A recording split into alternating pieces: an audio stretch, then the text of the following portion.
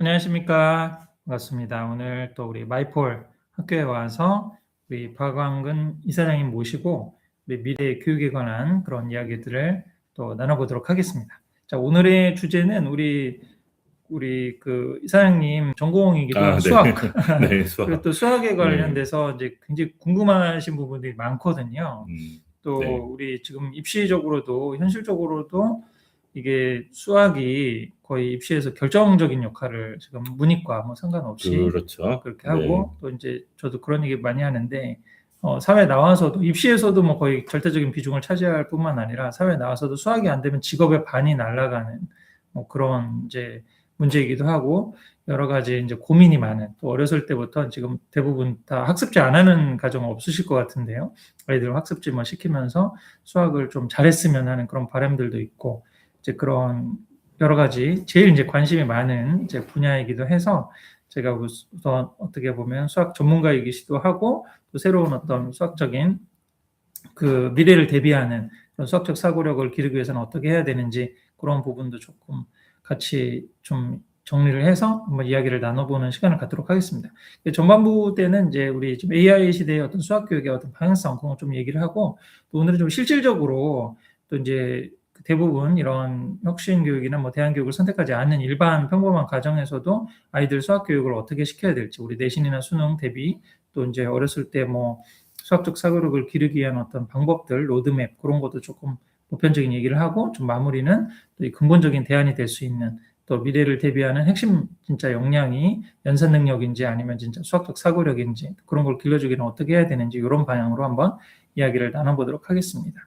그 첫 번째 드리고 싶은 질문은 우리 요즘에 이제 수학이 굉장히 중요한데 저도 제가 이제 문과 성향이기도 하고 이제 문과나 이제 수포자 이런 얘기 굉장히 많고 수학은 이제 뭐 타고나거나 재능이 부족하면 이제 안 된다. 그래서 지레 이렇게 안 하게 되는 이제 그래 이런 부분들을 좀 막기 위해서 지금 현행 제도권 어떤 교육에서도 문이과가 통합돼서 굳이 뭐 그 문과 이과 그런 게 의미가 없는 지금 시대가 돼버렸기 그렇죠. 때문에 그런 걸 이제 하라고 생각을 하고 또 현실적으로도 우리나라 수능 수학이 굉장히 어려워서 그렇지 이게 그 수능 수학이 아닌 상황에서 내가 뭐 문과적인 학생이어도 나중에 대학교 때 뭐 가서 전공을 인공지능이나 뭐 이런 쪽으로도 충분히 맞아요. 활용해서 할 수 있는 그런 가능하죠. 가능성도 지금 있다라고 좀 생각이 되는데요.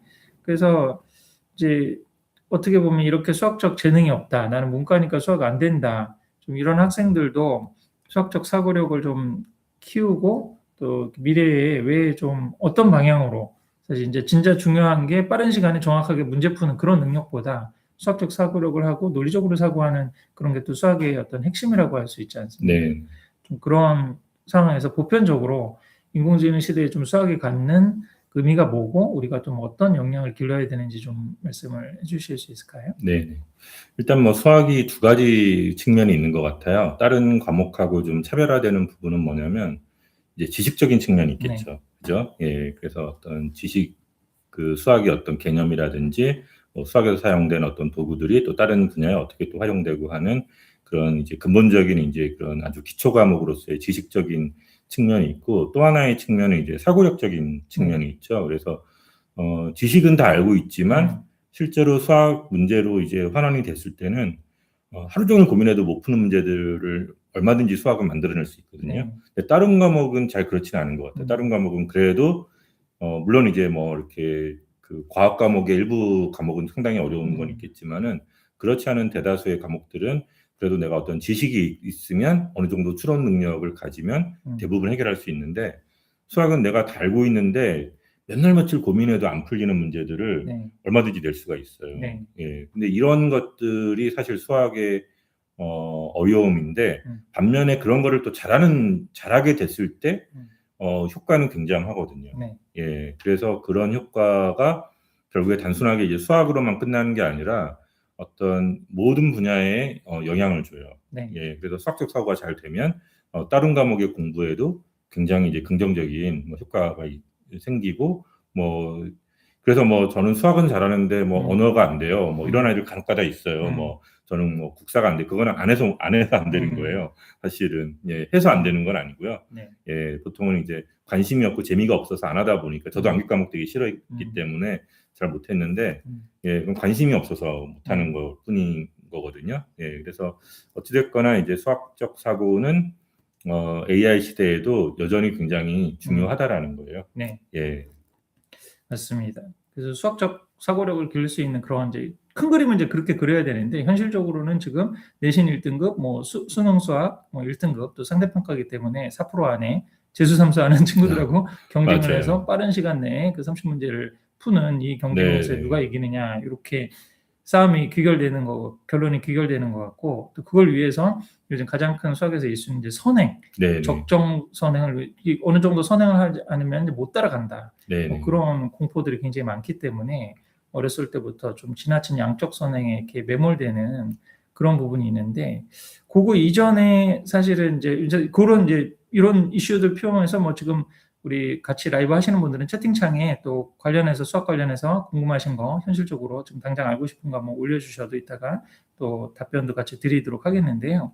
그래서 방향성을 우선 이제 수학 선행 얘기를 조금 하기 전에 먼저 이제 우리 교육 전문가들은 다 알지만 되는 애를 시켜야 선행을 시켜도 되는데 네. 이제 그런 논의가 굉장히 있지 않습니까? 네, 수학도 맞아요. 어느 정도 이게 역량이 되는 친구들이 했을 때 그 의미가 있는 거지 네. 안 되는 친구들한테 아무리 양쪽으로 밀어놓고 또 그걸 문제를 반복시키게 한들 사실 네네. 수학에서 올라갈 수 있는 그런 한계가 있다라고 하는 네네. 그 엄연한 그런 현실이기도 한데 이거를 무시하고 희망 고문하는 경우도 굉장히 많이 있지 맞아요. 않습니까? 네. 그래서 이제 한번 제 사전 질문을 드렸을 때 수능이나 내신 뭐 결국 이제 수능 수학으로 귀결돼야 되거든요. 내신은 어떤 노력으로 이제 극복될 수 있지만 수능은 정말 수학적 사고력이라든지 멘탈이 없으면 그 고득점 올라갈 수도 없고 또 그게 90점만 넘으면 영어처럼 뭐 다 1등급을 주는 게 아니라 재수삼수 한 그날의 그 연도의 풀이 또 중요하다는 거죠. 그렇죠. 그 굉장히 네. 뭐 잘하는 애들이 그 뭐 밀려가지고 4% 하면 4%를 차지할 수 없는 등수에 들어가지 못하면 네. 또 이제 원하는 학교 갈 수 없는 그런 상황이기 때문에 이 부분에서 아주 좀 확실히 알 수 있는 아이가 이제 그런 개념을 말씀해 주셨는데 우선 이게 수학적 지능에 있어서도 유동지능과 결정지능이 있다. 네. 유동지능은 약간 선천적으로 타고나는 네. 수학적 능력, 또 결정지능은 오히려 노력을 해서 이렇게 올릴 수 있는 그런 게 있는데 네. 그런 부분이 좀 어떤 그 개념이고 또 현실에서 네. 또 아이들 지도할 때 어떻게 좀 아이의 역량을 살펴보는데 좀 유용하게 써볼 수 있을까요? 네, 뭐 요즘에 어릴 때 뭐 웩슬러 검사니 뭐니 해서 그런 IQ 검사 같은 것들도 많이들 하는 것 같아요. 네. 예, 근데 이제 물론 이제 IQ하고도 어느 정도 상관관계는 있지만 뭐 딱 비례하는 건 아니긴 해요. 그래서 이제 IQ의 구성 요소 중에 이제 유동지능과 결정지능이라는 것들이 있는데요. 요거에 대한 사실은 이해가 좀 필요한 것 같아요. 네. 그래서 뭐 그냥 쉽게 얘기하면은 이제 이렇게 얘기하면 좋을 것 같아요. 유동지능은 약간 순발력, 예, 선천적인 순발력이라고 좀 보면 좋을 것 같고, 결정지능은 약간 경험치, 네. 예, 경험치가 이제 얼마나 축적되느냐에 따라서 이제 좀 변화될 수 있는. 근데 이제 내신, 그러니까 고등학교 내신, 수능, 논술, 아이들이 이제 직면해야 될 그 커다란 시험은 이제 그 세 가지잖아요. 네. 근데 요 세 가지가 그 유동지능과 결정지능의 요인들이 좀씩 달라요. 그래서 내신이 쉬운 학교는 결정지능이 되게 많이 좌우를 합니다. 중학교도 결정지능이 좀 많이 좌우를 하는 편이에요. 대신에 노력으로 어느 정도 그쵸. 끌어올릴 수 있다는 예, 거죠. 예, 경험치를 통해 문제를 많이 가지고 풀어서. 뭐 내신 문제 많이 풀고 해서 경험치를 통해서 어느 정도 끌어올릴 수 있는 학교들이 일부 있지만 특목고라든지 교육 특구에 있는 그런 학교들은 내신이 또 어려운 학교들은요. 유동지능의 영향이 큽니다. 예, 한 절반 이상은 유동지능의 영향이 크고요. 수능은 굉장히 유동지능의 영향이 굉장히 커요. 한 저는 60-70% 정도가 유동지능의 영향이 크다라고 보고 있고요. 예, 그다음에 이제 논술 같은 경우는 결정지능의 영향이 더 큽니다. 예, 그래서 이렇게 이제 내신, 수능, 논술이 유동지능과 결정지능의 비율이 좀 달라지긴 하는데 저는 안타까운 건 뭐냐면은 그래도 결정적인 어떤 수능의 비중이 제일 크고 내신도 고등학교 내신 가면은 유동지능이 또 중요하거든요. 예, 그러다 보니까 선천적인 능력의 좌우가 많이 돼요. 사실상 지금 내신 구조나 뭐 수능 시험 같은 종류들은 뭐 솔직히 말하면 공무원 시험이나 이런 것들도 마찬가지거든요. 예, 그래서 뭐 그런 종류의 시험들은 되게 유동지능이 많이 좌우를 해요. 그래서 그 어느 정도 선천적인 그런 순발력이 있는 아이들이 굉장히 많은 훈련을 음. 해야지만 잘할 수 있는 이런 상황들이 좀 있기 때문에 요거를 잘 부모님들이나 아이들도 그렇고 잘 인식을 잘 못하는 경우들이 되게 많더라고요. 네. 예, 그래서 유동지능이 떨어지는 아이들한테 아무리 공부를 시켜도요, 이 아이는 수능에서 고득점이 애초에 불가능한 거거든요. 예, 그럼 다른 방법을 찾아야 돼요. 다른 길을 찾고. 네. 근데 그거를 사실은 저는 좀 빨리 판단하는 것도 나쁘지 않다라고 생각을 해요. 저는 한 중학교 정도면 충분히 판단할 수 있는 방법들은 있어요. 네. 네. 맞습니다. 그러니까 수학이 중요하니까 양쪽으로 하여간 빨리 많이 공부를 하고 일찍 시켜야 된다. 노력을 많이 하고 또 뭐 이렇게 해야 된다라고 하는 모든 교육이 마찬가지인데 아예 역량을 보고 그 역량에 맞는 전략을 짜줘야 되는데 우리는 뭔가 이게 심리적으로 공포감, 그러니까 저렇게 1등급 받기 힘든데 미리부터 하지 않으면은 안 되고 또 수포자가 이렇게 많기 때문에 어렸을 때부터 수학하는 그런 뭐라고 할까 빨리 풀 수 있는 연산 능력이라든지 뭐 그런 게 안 돼 있으면 이제 무너질 거라고 하는 이런 공포감 때문에 애가 이제 어떤 종류의 선수인지 아까도 말씀드렸듯이 유동지능이라는 건 약간 타고나는 거잖아요. 네, 수학적 머리가 맞아요. 있네? 예, 뭐 그런 애들 그죠. 같은 거죠. 그리고 굉장히 이제 음. 빨리 푸는 뭔가 그렇죠. 이렇게 속도가 되게 빨라서 네. 예를 들어서 제가 이제 가르쳤던 학생 중에 이과 수학인데 수능 수학을 30분에 다 풀고 거의 다 맞아요. 네. 예, 그러니까 이런 아이들은 그 노력으로 안 되거든요. 그렇죠. 예, 그러니까 제가 문제를 읽고 있을 때 걔는 벌써 답이 나와요. 이거는 선천적인 능력이거든요. 네. 이거는 훈련으로 한다고 그 이상의 속도를 빠르게 하는 거는 한 10에서 15% 정도, 뭐 운이 좋으면 20%까지는 훈련으로 바꿀 수 있지만 그 이상은 훈련으로 한계가 있거든요. 네. 네.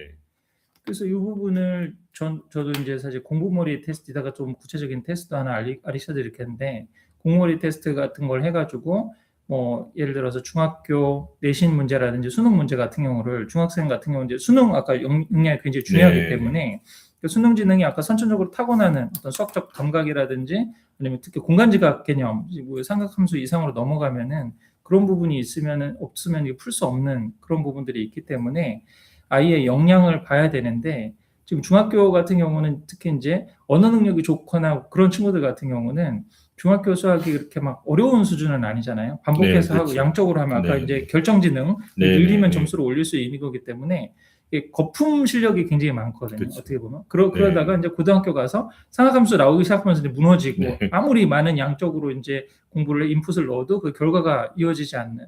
특히 네. 그게 이제 내신으로는 극복되는데 수능은 아까 지금 말씀드린 유동지능, 네. 수학적 사고력이라는 타고나는 게 이게 결정적인 시험이기 때문에 똑같은 문제가 없는 거죠. 내신은 그냥 뭐 계속 기출문제 반복해서 풀면 이제 있고 그렇고, 근데 그런 게 안 되는 친구들은 오히려 이게 그 수능이라든지 아니면 아까 특목 자사고처럼 그런 유동지능을 굉장히 요구하는 그런 데 가서는 고전을 할 수밖에 없는 거죠. 그렇죠. 그러니까 그런 어떤 아이의 역량을 살펴서 객관적으로 살펴서 애가 수학적 사고력이 어느 정도 되는지 또 그런 부분들 아까 이제 유동지능이라든지 이런 것들을 객관적으로 봐서 그런 노력형이고 뭐 그런 친구들이라 그러면 내신이 좀 받기 수월한 그런 데를 가고 약간 수능형이다 그런 친구들은 좀 내신 받기 힘들어도 뭐 특히 이제 아까 말씀하셨던 전국의 100위권의 강남권 학교들은 내신 문제 자체가 수능형으로 맞아요. 나오기 때문에 예, 어렵습니다. 예, 그 내신을 잘 네. 받으면 수능을 잘해야 되는 네. 이제 이런 지금 상황이 또 있는 네, 거죠. 네. 그런 학교에서는 아무리 노력형이어도 내신도 안 나오는 겁니다. 오히려 내신이 모의고사 성적보다 나쁘게 나오던데요. 네네. 그렇게 네. 되는 지금 상황도 있고, 그다음에 이제 논술 같은 경우는 굉장히 좀 퍼센트가 좀 적기는 하지만 대부분 논술을 이제 타겟팅을 하는 친구들이 특목 자사고에서 내신 안 좋은데 맞아요. 유동지능은 되는 친구들, 네. 뭐 이런 친구들 같은 경우는 한번 여기에 딱, 죄송합니다. 유동지능이 아니라 결정지능이라고 그랬죠. 네, 예, 네. 그쪽 기준이 좀 더 크지만 내신은 안 좋은데 예.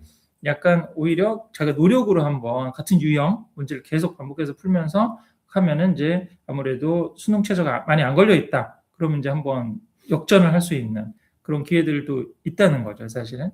그런 부분에서 학생의 역량을 이제 살핀 다음에 이제 한번 어느 정도 어떤 로드맵, 그걸 고등학교 선택하고도 관련이 돼 있고 입시 전략하고도 관련이 돼 있는데 그런 걸 본 다음에 뭐 선행 계획이라든지 뭐 자기 어떤 공부 계획을 짜는 것도 큰 틀에서 굉장히 중요하다고 생각하는데요. 그래서 그런 부분에서 나의 어떤 수능 경쟁력 알아볼 수 있는 게 제가 말씀드리는 공부머리 발견에서의 공부머리 테스트거든요. 미리 그 자기가 뭐 중학생들 같은 경우는 그런 고등학교 1학년 3월 모의고사 그걸 갖고 한번 내신형이 아니라 수능형으로 한번 풀어보는 거죠. 그래서 내가 시험 환경하고 그다음에 오픈북으로 시간 제한 없이 그냥 많은 고민을 해서 풀어볼 수 어느 정도 점수를 올릴 수 있는지 어떤 갭을 보고 수능 경쟁력이 있느냐 없느냐, 그러니까 그 유동지능이 어느 정도 되느냐 안 되느냐를 뭐 간단하게 알아볼 수 있는 방법이 있는데, 이것뿐만 아니라 또 중학생도 또 현실적으로 굉장히 유용하게 활용할 수 있는 시험이 있다고 하나 아까 말씀해 주셨는데 그거 한번 소개를 네네. 해주시겠습니까? 그래서 저는 이제 이제 중학생들이 수능으로 어느 정도 성적을 받을 수 있을까를 미리 좀 확인해 볼 수 있는 테스트가 있어요. 근데 그거를 뭐 어디 가서 뭐 시험을 보고 이럴 필요가 없고요. 가장 좋은 테스트가 PSAT 시험이라는 네. 게 있어요. 그래서 그게 뭐냐면은 공무원 1차 시험이거든요. 네네. 고위공무원, 그러니까 7급이나 5급 공무원들 이제 그 되는 과정 관문에서 1차로 보는 시험이 PSAT 시험이고요. 그게 공무원 1차 시험만 보는 게 아니라 로스쿨이나 의대 같은 경우도 이제 미트나 리트 네. 시험들이 그 PSAT 시험하고 비슷한 유형이에요. 그래서 그 PSAT 시험의 특징은 언어나 뭐 추론, 그다음에 이제 자료 해석 이런 세 가지 영역의 이제 문제들이 나오는데요. 되게 수능형의 스타일로 문제가 나와요. 네. 예, 근데 수능하고 다른 건 뭐냐면은 지식은 필요가 없었대요. 그냥 모든 정보가 거기에 나와 있는 지문에 다 있어요. 그래서 그것만 공식을 읽고, 암기하지 않아도 예, 된다는 공식이나 거죠. 어떤 뭐 배경 지식이 없어도 돼요. 네. 예, 그래서 대신에 굉장한 사고력을 요구합니다. 예, 그래서 그 세 가지의 시험을 가지고 거기에서 뭐 그 세 가지 시험 다 봐도 좋고, 그게 아니어도 한 뭐 10문제, 30문제만 뽑아서 뭐 한 뭐 100분 정도, 아니면 1시간 반 정도 이게 시간을 두고 풀어보면은 내가 수능에서 어느 정도 맞을 수 있을지 정확하게 알 수가 있어요. 그래서 그거를 풀어보면은요, 대부분의 아이들은요, 한 뭐 100점 만점에 예, 뭐 20, 30점 요 수준이 대부분, 그게 사실은 정상인 거죠. 그렇죠. 평균적인 아이들은. 근데 거기서 막 80점 이렇게 나오는 아이들이 있어요. 네. 예, 이런 친구들은 사실상 이미 유동지능이 굉장히 좋은 친구예요. 수학적 사고력이 되는. 예, 그러니까 수학적 사고뿐만이 아니라 수능적 사고라고 저는 얘기하는데, 수능 경쟁력이. 예, 그래서 이게 수학적 사고가 되면은 수학만 되는 게 아니고요. 요즘에 과학도 굉장한 추론이 필요하고 언어 능력도 추론이 필요하더라고요. 예, 영어도 그렇고요. 그래서 이게 다 모든 거에 영향을 끼치는 건데, 그래서 PSAT 시험을 그거 이제 검색을 해보시면 그 시험은 오픈이 돼 있어요. 네. 그 기출 문제랑 답이 다 있기 때문에 그거 그냥 다운 받으셔가지고 한 중학생 정도 자녀라고 하면은 그걸 가지고 테스트를 해보면은 아, 우리 아이가 어느 정도네. 그래서 거기서 한 20, 30점 찍기 정도 수준에 나온다. 그럼 솔직히 수능은 가망은 없어요. 평범한 학생인 거죠. 예, 수능은 별로 가망이 없고, 그래서 이 친구는 뭐 내신하고 수시로 승부를 걸거나 아니면 논술 전형, 예, 특별한 이제 논술 전형 요 걸로 결국에는 방향을 좀 바꿔야 되지 않을까라는 생각도 좀 들더라고요. 그리고 학교도 이제 내신이 어려운 학교를 가면은 굉장히 이제 실패할 가능성이 많겠죠. 예. 맞습니다. 그래서 지금 현실적으로 학생의 어떤 역량, 그 수학적 역량 플러스 입시 경쟁력, 결국 우리나라 입시는 상대편과 등수 경쟁이거든요. 맞아요. 그 안에서의 어떤 입시 경쟁력을 보지 않고 맹목적으로 그냥 수학이 중요하다니까 수학을 이런 식으로 하는 것보다 사실 그런 좀 전략적 선택을 하는 게 중요할 것 같고, 그 현실적인 팁으로 이제 저는 이제 수능으로 공부머리 테스트를 해보는 것도 괜찮다고 이제 보통 많이 말씀드렸는데, 우리 선생님께서 PSAT라고 하는 이거 굉장히 유용하게 잘 활용을 해볼 수 있을 것 같습니다. 그런 공부에 관심 있거나 아니면 상위권인 학생들 같은 경우도 내가 수학적 사고, 이게 뭔가 수능 역량이라든지 이게 벽에 부딪히니까 나는 좀 내신이 좀 면학분이 안 좋더라도 내신이 무조건 하여간 내신은 뭐 우선 지필고사가 70% 전후고 수행평가 20, 30% 있기 때문에 이걸 기본적으로 맞고 지필고사에 조금 더 틀리더라도 노력으로 극복할 수 있는 그런 전략을 써볼 수가 있는 거죠. 그런 이제 고등학교 선택을 또 해볼 수 있는, 그래서 입시 경쟁력을 높일 수 있는 그 현실적인 팁도 하나 우리가 좀 드렸던 것 같습니다. 두 번째 주제로는 이제 아까도 말씀드린 선행의 문제입니다. 네. 대부분 이제 뭐 지금 초중 뭐 어느 정도 공부 좀 하는 친구들 가정에서는 지금 뭐 대치동에서는 뭐 초등학교 고학년이 뭐 미적을 뭐 푼다. 그다음에 뭐 중학교 때 최소한 뭐 수원 한 바퀴 두 바퀴 뭐 몇 바퀴를 돌리고 이제 올라가지 않으면 못 따라간다. 뭐 이런 얘기들이 굉장히 많기 때문에 과도한 양적 선행에 집중하는 그런 경향이 많은데, 좀 적정한 선행, 자기의 어떤 선행인지 현행인지 그 진도라든지 이런 거에 대한 조금 현실적인 조언을 드릴 수 있을 것 같거든요. 네, 그러니까 이것도 아까 이제 아이의 특성을 먼저 좀 파악을 할 필요가 있는데요. 아이가 유동지능이 좋은 아이들은 뭐 어느 정도 시켜도 그게 흡수가 가능하겠죠. 예, 근데 이제 이런 것 같아요. 이제 지금 수능이 사실은 사회 나가서 별로 쓸 데는 없어요. 예, 그리고 사회생활 할 때는 솔직히 아무짝에 별로 이렇게 큰 의미는 없는데 다만 이제 변별을 하기 위해서 이제 보는 시험이다 보니까 이게 그렇다고 노력으로 극복할 수 있는 시험이면 되게 좋은데 선천적인 능력을 많이 또 요구하는 네. 거죠. 그러니까 사실은 저는 기본적으로 이제 수능 폐지론자인데 아니면 뭐 폐지까지는 아니어도 그냥 절대평가와 하는 정도, 자격고사화 하는 정도가 저는 그나마 좀 그 아이들을 경감을 시킨다라고 생각을 하는 부분도 없지 않아 있거든요. 예, 근데 이제 뭐 그렇게 되면 또 대학에서 또 논술고사가 강화되고 뭐 이럴 가능성이 또 있다라고는 하는데 결국에 이제 서울대 10개 만들기 프로젝트가 저는 얼마나 성공하느냐에 이제 달려 있다라고 보는데 지금 구조에서는 결국에는 경쟁을 해야 되잖아요. 그리고 또 대다수가 또 의대로 또 많은 또 준비를 또 이제 그 하는 이제 상황이다 보니까 그 이제 그리고 이제 현실적으로 왜 이 선행이 이렇게 확대가 됐냐면요.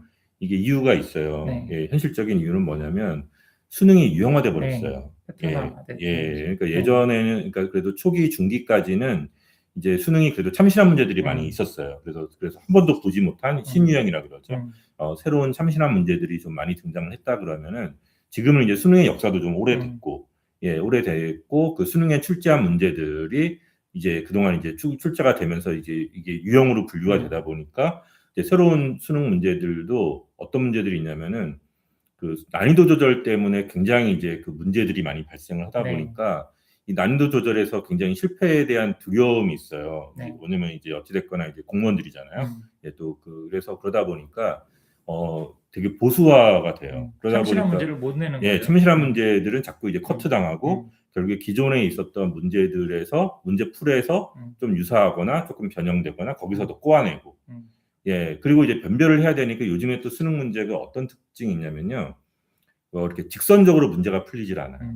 네, 어떤 내가 아이디어가 있어서 예전에는 이렇게 그 아하 모먼트로 한 방에 풀리는 문제들이 있었어요. 수능 문제가 딱 이렇게 해서 문제를 쫙 읽으면 한 번에 그냥 답이 이렇게 되네. 그런 문제들이 제법 있었고 또 직선적으로 문제를 딱 보면은 좋은 방법이 있으면 직선적으로 문제가 풀리는 문제들이 있었다 그러면은 최근에 킬러 문제라고 하는 것들이나 요즘의 수능 문제의 특징은 어떤 특징이 있냐면요.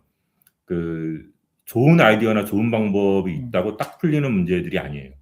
경우를 쪼개야 돼요, 문제가. 그래프 해석 같은 경우의 문제들이 요즘에 킬러 문제로 많이 등장하는데 그래프 해석 문제 같은 경우도 경우를 쪼개야 되는 문제예요. 그래서 어떤 주어진 조건들을 다 분석을 해가지고 이 조건에 맞는 그래프가 어떤 그래프가 될지를 만약에 예측을 하려면은 경우가 막 8가지로 쪼개지는 거예요. 예를 들면은 8가지로 쪼개지는데 운이 좋아서 내가 쪼갠 경우를 첫 번째로 잘 선택을 하면 빨리 풀리는 거고요. 운이 나빠가지고 8가지 경우 중에 나중에 선택을 하면은 시간이 3분은커녕 5분, 뭐 10분, 20분이 걸려버리는 상황도 생길 수 있는. 그러니까 결국에 이게 운도 따라야 되는 거예요. 이게 지금 수능의 문제 저는 굉장히 큰 그 문제점이라고 저는 보는데, 그러니까 사고력과 상관없이 경우를 쪼개게 문제를 만들어 놓은 거예요. 예, 그러다 보니까 이제 운이 좋아서 예, 선택을 잘하면 빨리 풀리고 근데 그런 킬러 문제가 만약에 한 서너 문제를 만났어요. 만나가지고 운이 좋아가지고 그 서너 문제에서 내가 경우를 잘 쪼개가지고 운이 좋아서 그 답이 딱 되는 경우를 잘 선택을 잘하면 빨리 풀리는 거예요. 그런 걸 한 3번 만나면 수능이 대박 나는 거고요. 거기서 하나가 꼬여가지고 그 경우를 쪼개다가 이제 실패해가지고 막 그게 뒤로 밀려가지고 이제 거기서 한 10분, 20분 시간을 잡아먹으면 수능이 이제 망치는 거예요. 근데 이거는 사실은 뭐 그 아이의 사고력과 이런 거랑 상관없이 그냥 운이 작용하는 거거든요. 예, 그리고 또 많은 경험이 또 필요해요.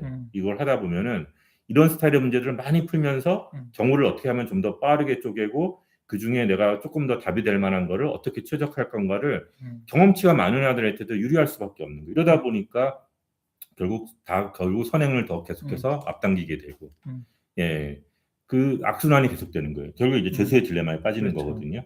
예, 근데 사실은 이게 솔직히 대학 공부나 요즘 AI 시대에 아무짝에 쓸모없는 능력인데 예, 결국에 이 빠른 시간 안에 경우를 빨리 쪼개고 예, 빨리 해석하는 역량을 키우길 빨리 이제 애들한테 심어주기 위해서 빨리 훈련을 시키기 위해서 하는 건데 그러다 보니까 이제 막 그 어릴 때부터 칠세고시나 막 어릴 때부터 그러니까 칠세고시 때는 영어를 빨리 끝내고 그리고는 이제 정수학으로 들어가서 본격적으로 뭐 선행과 이런 문제풀이 연습을 어릴 때부터 계속 시키는 거예요. 그러다 보니까 아이들이 거기에서 정신적인 문제들이 많이 발생을 합니다. 맞습니다. 네, 그게 지금 솔직히 현실이죠. 네. 그래서 어떤 우리 수학 전문가는 그런 얘기를 하더라고요. 자꾸 이 선행에 대해 집착이나 이 공포가 많기 때문에 그런 적정 수학 선행 진도는 자기 학년에 심화 문제를 풀 수 있는 정도면 된다. 네, 네. 그러니까 맞아요. 만약에 중학교 2학년인데 이 학생이 뭐 기본 문제는 풀어요. 어느 정도. 네네. 근데 심화 문제를 풀게 하면은 이제 못 푸는 거죠. 그래서 수학적 그렇죠. 사고력이 아니라 암기를 했거나 네. 그냥 뭐 대충 푸는 거 보고 흉내 내는 식으로 이제 풀었는데 정확히 개념이나 원리를 이해하지 않은 상황에서 푼 거잖아요. 근데 이제 심화 문제는 개념이나 원리에 대한 이해가 없으면은 그걸 이제 풀 수는 없으니까 이분이 제시하는 대안이 그거더라고요. 그 얘가 지금 뭐 옆에 친구들이 다 고등학교 과정 나가고 있으니까 그러지 말고 우선은 중학교 2학년 했는데 얘가 심화 문제를 푼다? 그러면 이제 중3 땡겨서 뭐 나가도 되고 그다음에 고등학교 1학년 나가도 되는데 그게 안 되는 친구라면 현행을 열심히 하면서 지금 있는 거를 좀 강박관념을 가지 않고 개념이나 원리 그런 걸 좀 깊이 있게 이해하면서 하나하나 차곡차곡 쌓아나는 게 그 학생에 맞는 수학 공부의 페이스, 네. 진도일 수 있다. 이렇게 얘기를 하시더라고요. 네네. 이런 전략은 어떨까요? 이렇게 한번. 네, 맞아요. 가이드라인을. 그러니까 결국에 이제 그 심화 부분인데요. 그러니까 아까 전에 제가 말씀드렸던 것처럼 근본적인 속도는 한계는 있어요. 근데 그래도 아까 훈련으로 한 1-20% 정도까지 향상을 시킬 수는 있거든요. 네. 그럼 그 향상은 어떻게 시킬 거냐 이거죠. 근데 그게 기존의 방법으로 많이 푼다고 아이들이 그런 유동지능이나 그 어떤 정답률이 그러니까 시험 때 정답률이 올라가거나 그게 안 돼요. 제가 예전에 이제 그 뭐 유명한 이제 외고 다니는 학생의 사례인데 문제집을 시험 전에 10권을 풀어요. 네. 그러면 굉장히 많이 푸는 거거든요. 근데 학교 성적은 60점, 70점. 내신도 거기서 중간에서 중간 이하, 예, 중간 정도 수준에서 벗어나질 못하는 거예요. 예. 그래서 이제 그런 친구들은 양으로 한다고 이게 수학이 또 되는 건 아니거든요. 그러면 결국에는 어떻게 훈련을 해야 되는가? 그래서 저는 이제 이거를 그 정답률로 아이들을 이제 통계를 내요. 그게 무슨 말이냐라고 하면은 내가 시험 때 어느 정도 성적을 받을지는요, 평상시 정답률로 정확하게 예측할 수 있어요. 네. 예, 그래서 이제 내가 평상시 푸는 책을 가지고 정답률이 어느 정도 되느냐가 그냥 시험 때의 성적과 정확하게 비례해요. 그러니까 아이가 예를 들어서 그럼 시험 성적을 잘 받게 하고 싶다, 난 뭐 만점을 받고 싶다, 그렇게 하려면요, 평소에 안 틀리게 공부하면 됩니다. 예, 그래서 제가 실제로 의대에 보냈던 예전의 학생들 같은 경우에는 그 문제집 한 권 풀어서 서너 개 틀려요. 그럼 거의 교정 보는 사람 수준이거든요. 예, 그 정도 돼야지 사실 의대에 가는 거거든요. 그렇죠. 지금 현실. 예. 그러면은 책 한 권 풀어서 서너 개 틀린다? 예, 그러면은 이제 이런 거죠. 그러면은 그때 서너 개를 틀리게 하려면 어떻게 해야 되냐면요, 시간을 많이 투자해가지고 틀리지 않게 공부를 해야 돼요. 사실. 근데 우리는 반대로 하고 있어요. 많은 문제를 풀리고 그냥 채점하고 틀리는 걸 오답 정리하고 이렇게 공부해가지고는요, 절대로 그 어떤 벽을 넘질 못해요. 예, 그러니까 이게 어떤 것들이 있냐면요, 그러니까 이것도 사실 결정지능하고도 연관이 되는 건데, 결정지능이 단순하게 지식적인 것만을 의미하는 게 아니고요, 이게 뇌에 어떤 미엘린이라는 신경 전달 물질이 있어요. 그러니까 뇌에 회로가 만들어지는 거거든요. 그래서 우리가 자전거를 못 타다가 어느 날 갑자기 자전거를 딱 타게 되잖아요. 그럼 뇌에 회로, 자전거를 탈 수 있는 신경 전달 물질이 딱 그 타이밍에 그 딱 회로가 착 만들어져 가지고 그때부터 자전거를 어느 순간 타게 되는 거거든요. 수학도 똑같아요. 수학도 뭐 예체능하고 똑같이 내가 어떤 문제가 굉장히 안 풀리다가 내가 막 머리를 써서 굉장히 헤매다가 그 문제를 딱 풀잖아요, 내 힘으로. 그러면 뇌에 그런 문제의 범주들을 다 풀 수 있는 회로들이 쫙 만들어지는 거예요. 예, 그러면은 그 다음에는 그런 정도의 수준의 문제들은 비슷하거나 그런 정도의 범주들은 다 풀 수 있어요. 예, 그래서 그런 것들, 문제를 많이 풀지 않아도 내가 안 되는 문제를 계속 내 힘으로 끝까지 정답률을 맞추려고 하다 보면은 그러면 뇌에 회로가 만들어져요. 그렇죠. 그게 결정지능이 높아지는 거거든요. 이게 그러니까 사람들이 제가 아까 결정지능을 오해하는 게 그냥 그럼 지식을 많이 쌓으면 돼, 이게 아니에요. 훈련을 통해서 회로가 만들어져야 돼요. 예, 그러면 속도가 붙어요. 근데 그게 유전적 천장은 있어요. 그렇지만 그 한계까지는 속도를 극대화할 수는 있어요. 예, 그리고 시간 제한이 없는 뭐 논술 같은 거에서는 충분히 그 유전적 천장을 넘어서서 그 압도적인 성과도 낼 수 있는 거죠. 예, 그래서 말씀하신 것처럼 본학년에 심화 문제를 많이 푸는 게 훨씬 좋아요. 심화 문제를 많이 풀면요, 사고력이 생기고 그러면은 내 머릿속에 회로가 많이 만들어지거든요. 그 회로가 많이 만들어지면요, 새로운 개념을 빨리 받아들일 수 있는 능력이 생겨요. 그러면 그때 가서 뭐 굳이 선행을 하지 말라 그래도 선행을 해도 굉장히 빠르게 흡수가 돼요. 근데 그게 없는 아이들은요, 선행을 해도 내 걸로 소화가 안 돼요. 근본적으로 뇌 회로가 없기 때문에 네. 그러니까 우리가 수학을 지식적으로만 제가 얘기했지만 그 지식이라는 게 단순하게 문자적 지식이 아니거든요. 그게 어떤 체험적인 지식이에요. 경험적인 지식. 예, 그래서 그런 경험적인 지식으로 몸으로 받아들일 수 있는 수학적 개념이 몸으로 받아들일 수 있는 경험적인 지식으로 와닿을 수 있어야 되는데, 이제 그런 이제 어떤 뇌 회로가 만들어지지 않은 아이들한테는 그냥 그게 문자적 지식으로 그냥 그 받아들이게 되면은 그건 아무짝에 쓸모가 없어요. 네. 사실은. 예, 그래서 어찌됐거나 그런 심화 문제는 굉장히 중요합니다. 네. 예. 그 현실적으로도 그 굉장히 연예인 자녀인데 네. 그 비학군지에서 원래 이제 비학군지에서 이제 내신 1등급 받아 전교권 해가지고 이제 서울대 가려고 그러는 굉장히 똑똑한 친구였거든요. 네, 그렇게 했는데 비학군지에서도 내신이 안 나온 거예요. 네, 네. 그래가지고 결국 이제 정시로 올인을 해가지고 문과 학생이었는데 네. 이 학생이 서울대 정시로 갔거든요. 네. 인문계열로. 그래서 이제 어떻게 공부했나 그런 이제 인터뷰를 조금 들어보니까 이 친구는 양쪽으로 많이 푼 게 아니라 하루에 1시간씩은 한 문제를 갖고 네, 계속 네. 이렇게도 풀어보고 저렇게도 풀어보고 네, 그러는 시간들을 자기는 1시간씩 꼭 그 확보를 했다. 네, 네. 이제 이런 이제 성공 스토리들 조금 이제 많이 네네, 인적인 맞아요. 스토리 많이 있지 네네, 않습니까? 네네. 연관된 얘기인데 네. 저도 사실은 제가 학교 다닐 때 수학 때문에 교육생활을 굉장히 많이 했거든요. 네. 제 이제 공부 스타일은 그런 이제 최상위권 학생들 가운데서도 아까 말한 대로 기출 문제를 뭐 세 세트를 풀어야 돼. 그런 강박관념이니까 양쪽으로 많이 하려고 그러지. 한 문제를 깊이 생각하는 게 시간 낭비이기도 하고 할 게 너무 많으니까 그렇죠. 그런 부분들이 굉장히 많은 것 같더라고요. 네, 네. 근데 이제 어떻게 보면은 뭐 중학교 때 이제 본격적으로 입시 레이스 들어갈 때도 양쪽으로 막 그렇게 많이 풀게 하는 것보다 한 문제를 갖고 좀 깊이 있게 생각해보고 이렇게도 풀어보고 결국 이제 그게 이제 심화 문제를 푸는 그런 전략이기도 한 거죠. 그런 훈련들이 많이 됐을 맞아요. 때 이제 결국은 나중에 입시에서도 경쟁력이 있는 게 아닌가.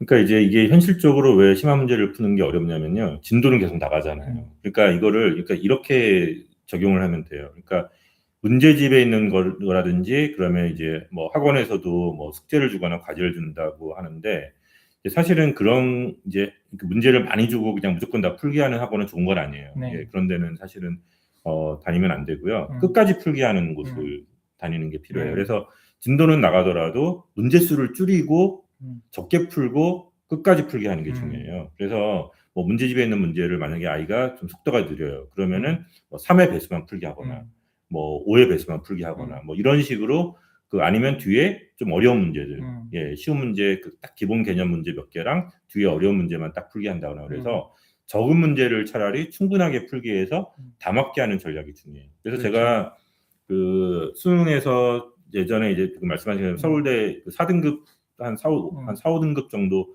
내신의 학생을 제가 수능에서 이제 뭐 이렇게 서울대 보낸 학생도 있고, 또 수학이 한 40점 맞던 아이가 6개월 만에 40, 50점 맞았던 학생인데, 재수할 때 제 조카인데요. 재수할 때 이제 실제 수능에서 한 개인가? 예, 이렇게 틀렸던 케이스도 있거든요. 그래서 그 친구들 같은 경우 훈련했던 방법은 되게 간단해요. 평상시에 틀리지 않게 공부하게 하는 거예요. 예, 그러면 이제 안 틀리게 공부하면은 이런 거예요. 그러니까 뭐 똑같이 예를 들어서 100분을 투자했는데 80점을 맞았어요.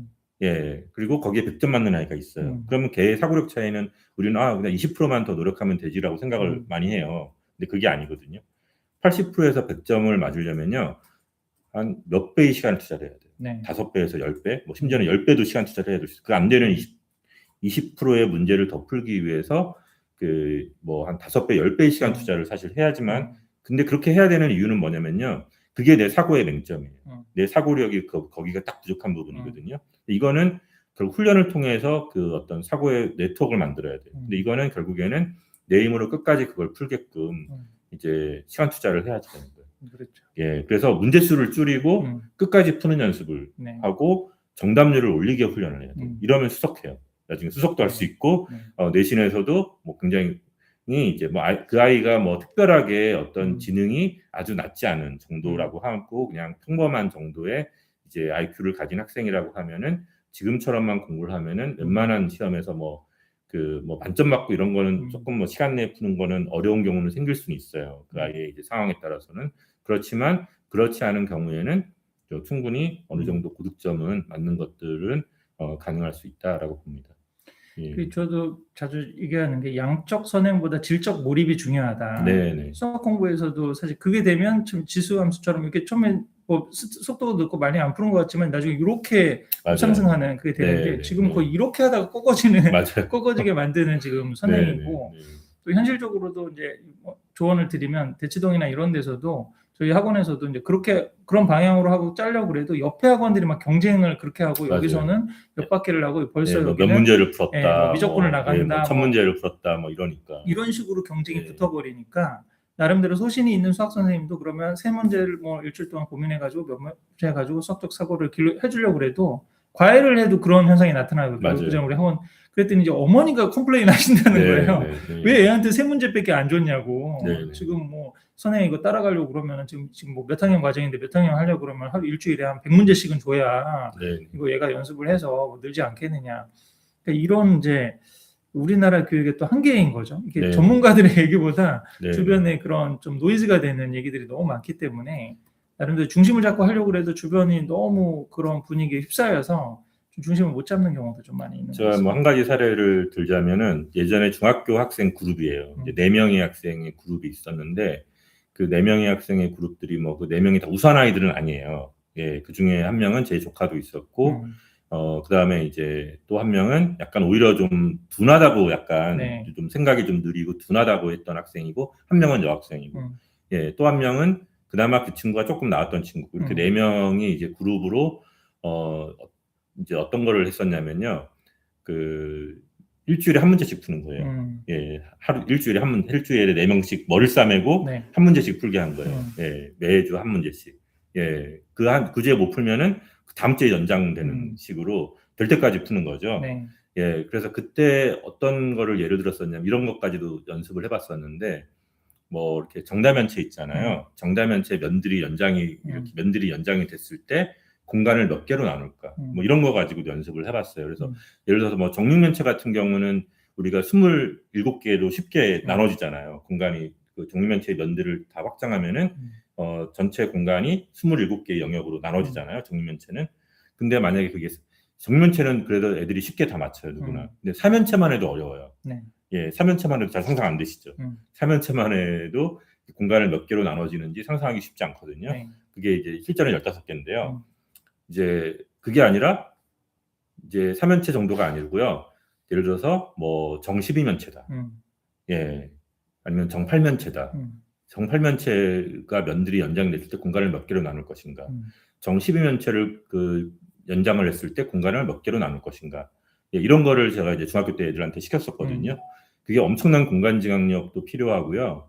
또 그거를 이제 그 정확하게 카운팅하고 빼지 않고 카운팅할 수 있는 또 굉장한 이제 노하우들이 필요한 거잖아요. 네. 근데 이거를 애들이 다 풀어냈어요. 또 많은 시간을 투자해가지고 그 거의 한 달 정도 걸렸나? 아무튼 굉장히 많은 시간을 투자해서 애들이 막 머리 싸매고 정12면체의 면들이 연장이 됐을 때 공간을 몇 개로 분할할까를 다 이거를 그림을 그려가면서 정확하게 분석을 해가지고 이 공간이 나눠지는 구조를 스스로 다 찾아가지고 발견해가지고 심지어는 어떤 아이는 머릿속으로 그걸 다 셌대요. 다. 그래서 처음에는 그게 정말 막막했었는데 어느 순간 되니까 그게 머릿속으로 하나씩 그 공간의 영역들이 그려지더라는 거예요. 그래서 그렇게 제가 이제 중학교 때 훈련을 했던 아이들이 그 4명이 있는데 그 중에 한 명은 맨날 PC방 다녀가지고 이제 그 맨날 이제 그 뭐 이렇게 저기 부모님이 쫓아가서 이제 저거 하고 이랬던 아이고 또 한 명도 약간 둔해가지고 근데 그 놀라운 게 그 4명이 결국에는 고등학교 가서 중간이었던 아이가 정규권으로 성적이 향상을 했고요. 들어갈 때 성적이 한 중간 정도밖에 안 됐는데 그 정규권으로 향상이 됐고 그리고 그런 아이가 그 자기밖에 없대요. 그 자기 학교에서. 근데 결국 그 아이가 서울대 수교과를 가서 지금 이제 선생님하고 있고요. 놀라운 게 그 중에 4명 중에 3명이 서울대 수학교과를 갔고 한 명은 연대를 갔어요. 그 여학생 하나는 연대를 갔고. 그러니까 그 한 그룹에서 그 중에 탁월하지 않았던 아이들이 섞여 있었던 보통의 아이들이 한 3명쯤 됐고 한 명 정도만 조금 괜찮았던 아이.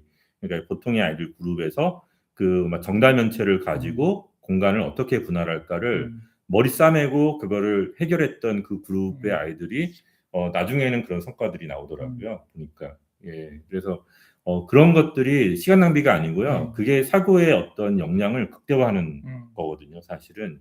예, 그래서 저는 좀 약간 그런 무식한 훈련들을 해봤어요. 예, 저는 이제 시간 제한 없이 또 뭐 예를 들면 소마 큐브를 누드로 맞추기 이런 것도 있었어요. 예, 그래서 저는 뭐 수능적 사고나 이제 고등 사고력에서 제일 중요한 게 경우의 수거든요. 네. 경우의 수와 공간지각력이에요. 예, 꼭 공간지각력이 공간과 관련된 수학 문제 때문에 필요한 게 아니고요. 그게 굉장한 어떤 사고력에 되게 키예요. 네. 그래서 어떤 지식을 구조화할 때 공간지각력이 굉장히 많이 그 영향을 미치거든요. 네.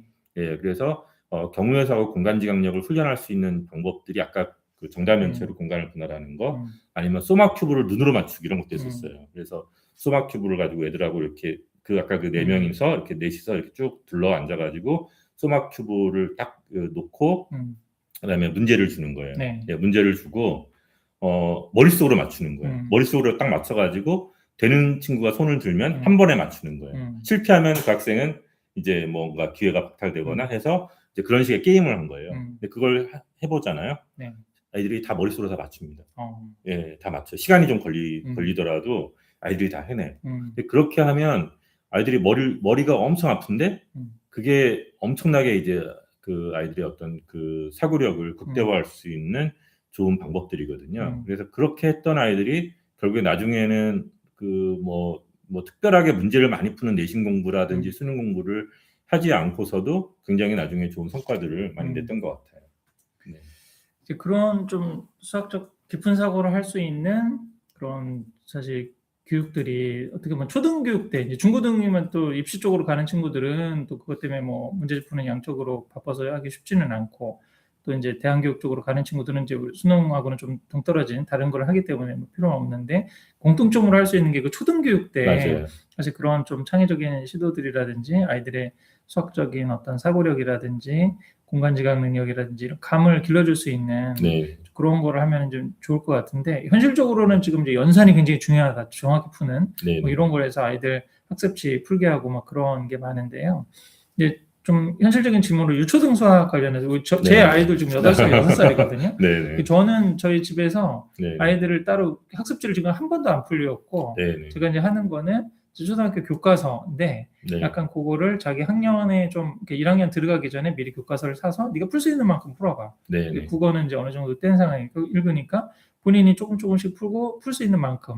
네. 또 이제 저희 집에 TV가 없기 때문에 저녁에 심심하니까 이제 결국은 사실 수학도 굉장히 재밌잖아요. 이게 문제 푸는 그런 쾌감이라든지 뭔가 해결했을 때 그런 성취감 이런 것들을 현재 뭐 문제 푸는 교육에서도 이제 느낄 수 있는 거 아니지 않습니까? 그래서 그렇게 해가지고 아이가 해보니까 우선은 저는 제일 중요하다고 생각해요. 유초등 수학에서 중요하다고 생각하는 게 수학은 재밌는 거야. 뭐 힘들고 해치워야 될 짐 이거 안 하면은 간식 안 나오고 누구한테 맞고 뭐 이러는 이렇게 되면은 아이들이 점점 저는 수학을 싫어하게 된다고 생각하거든요. 그래서 그런 부담을 주지 않고 수학은 언제나 재밌고 내가 하고 싶은 때 문제 푸니까 재밌네 이렇게도 할 수 있네 이런 거를 좀 할 수 있는 그런 분위기를 길러주면서 또 이제 아까 그런 게임식으로 이제 접근할 수 있거나 또 그런 다양한 얘기를 하다가 이제 아까 뭐 언어 능력이라든지 초등 5, 6학년이면 언어 능력이라든지 입시 경쟁이 이제 보이니까 거기서도 이제 어느 정도 입시 경쟁이 있는 친구들도 만약에 이런 지금 말씀하신 그런 훈련들이나 이렇게 재밌게 공부하고 또 수학이 나한테 도움이 되고 좀 뭔가 좀 재밌는 학문이다 이런 어떤 이미지를 갖는 게 저는 유초등에서의 가장 핵심이라고 생각하거든요. 잘하고 있는 건가요? 네, 맞습니다. 대부분 오해하는 게 연산에 되게 많이 목매더라고요. 근데 사실 연산 능력하고 수학적 사고는 거의 무관하다고 봐도 될 것 같아요. 사실은. 근데 대부분 이걸 착각하는데 연산을 잘하면 수학을 잘할 거라고 생각하는데 상관이 없습니다. 결론적으로는. 물론 이제 연산을 못했을 땐 좀 문제가 되기 때문에 뭐 연산은 그냥 최소한의 숙달 정도까지만 도달하면은 그 이상의 연산 교육은 사실상 필요가 없어요. 그래서 왜냐하면 왜 필요가 없냐면요. 한번 딱 숙달이 되는 순간 넘어가면은요. 그냥 반사작용을 이용을 해요. 머리를 쓰는 게 아니고. 예, 그래서 시간 낭비거든요. 그 다음부터 훈련하는 거는. 실제로 저희 집 막내 같은 경우는 초등학교 졸업할 때까지 구구단을 못 외웠어요.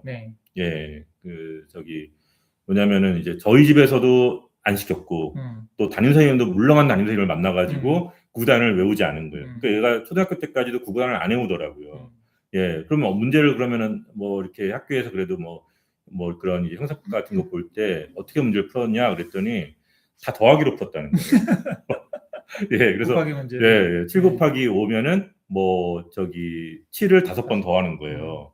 예, 근데 이제 이 친구가 이제 중학교 가서는 외우긴 하더라고요. 그래서 나중에 왜 외웠냐면 너무 귀찮아서 본인이 필요에 의해서 이제 나중에 외워지긴 하더라고요. 근데 이 친구가 지금 고대 수학과 지금 박사과정 다니고 있거든요.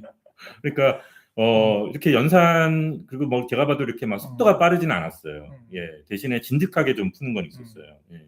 그래서 그 연산도 되게 못하고 예, 또 안 하고 예, 그리고 저희도 안 시켰고 담임도 안 시키고 예, 그러니까 그냥 공백 상태로 초등학교를 졸업했는데도 불구하고 이제 지금은 뭐 수학 전공으로 해서 지금 뭐 그쪽으로 지금 공부를 계속 하고 있는데 물론 응용사기는 하지만 그래서 이게 결국에는 연산하고 사실은 무관합니다. 네. 예, 그래서 그거를 부모들도 좀 아실 필요는 있을 것 같아요. 네. 예.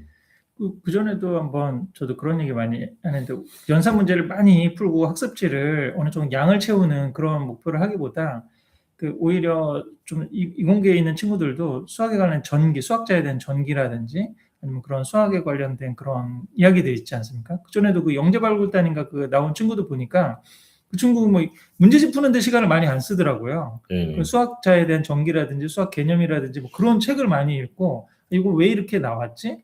뭐 피타고라스의 정리라든지 뭐 그런 것도 다 이전에 뭐 측량하려고 피라미드 만들고 뭐 그러는데 그런 현실적인 필요에서 수학적인 개념들이 막 들어오기 시작한 거잖아요. 그러니까 왜 이게 뿌리가 왜 오고 뭐에서 시작을 했는지 이런 부분에 대한 어떤 빅픽처를 가지고 있으니까 그 작은 뭐 문제에서의 변형이라든지 그런 것들은 탁탁 잡아내면서 문제 푸는 연습을 많이 하지 않아도 이렇게 전반적으로 큰 그림 가운데 이건 요걸 얘기하는 거구나 이런 식으로 잡아내서 푼다는 좀 느낌을 받았거든요. 네.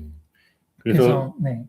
뭐 지금 말씀하신 것처럼 네, 그런 식의 훈련을 하는 게 되게 저는 필요하다라고 생각을 합니다. 예, 거기다가 또 추가로 더 하자 그러면은 이제 저학년들, 초등학교 저학년들은 결국에는 고학년이 되고 또 뭐 이렇게 나중에 이제 어떤 지금 이제 말씀하신 것처럼 이제 작가님이 말씀하신 것처럼 그런 걸 통해서 동기부여하는 거 되게 필요하고요.